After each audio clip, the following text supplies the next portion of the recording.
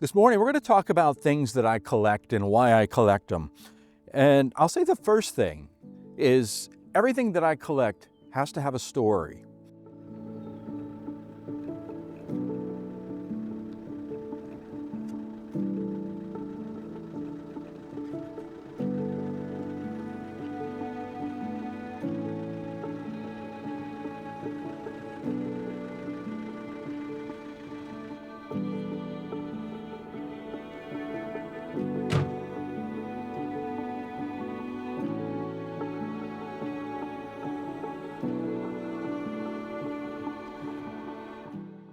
I'm not collecting just for the rarity or the exclusivity, but the story behind it. And I mean, even starting with cameras. I mean, I've been a camera nut my entire life, and I've been a Leica-phile ever since I was a young boy, before I even owned a Leica, because I was definitely a man, much older before I bought my first Leica. And the reason that I'm drawn to Leica is, again, for the story, and that's for another video. But let's just talk about the body here that I have. The body itself is very unique, and it has a story behind it because it's a black paint Leica. And Leica's known for their black paint cameras from the beginning of time. Some of the most famous street photographers have Leicas, and they used black paint. So it has a long heritage as being the black paint. This body itself came out over 15 years ago, and I remember sitting back waiting for this body to come out, because when Leica does a camera body, they do their first edition, which does not have the script or the black paint. Everyone rushes out to buy it. They sell their previous gear. But when I'm purchasing something or investing in something, I only want to buy it once. I'm not the type that will buy something when it first comes out and then sell it and then buy the next one. I buy once.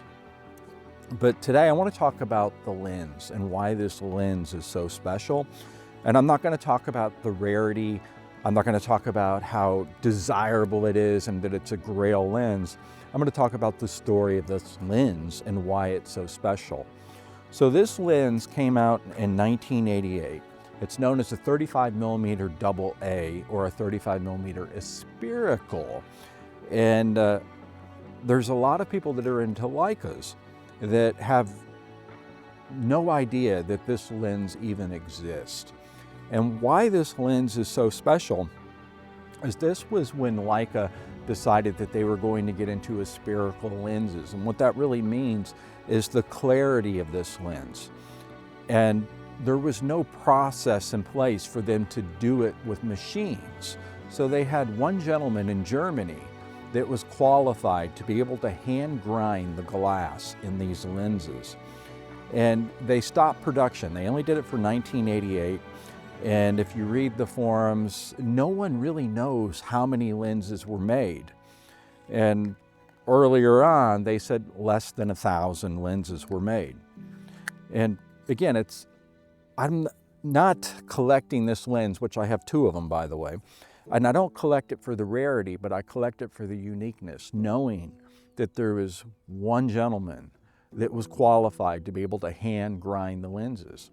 And Leica stopped the production, and it wasn't because it wasn't desirable. It was definitely desirable because it was their entrance into spherical lenses.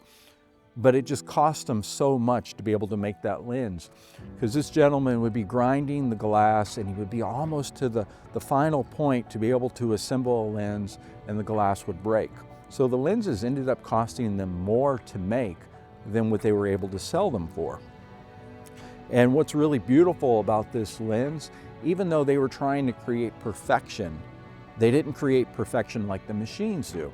There is no two lenses alike. And what I mean by that is the way that they capture an image, that every last one of them captures the image a little different. So they're not perfect, but they have a tremendous amount of character, and it makes it very interesting. Because the one thing I don't like in life when I'm investing in something is I don't like, especially cameras, I don't like it to look clinical. I like it to have character. I like it to be unique, one of a kind, and different. And that's why I collected this lens, and that's why I collect everything that I collect. It has to have a story, it needs to have character, and I do like it when it's one of one.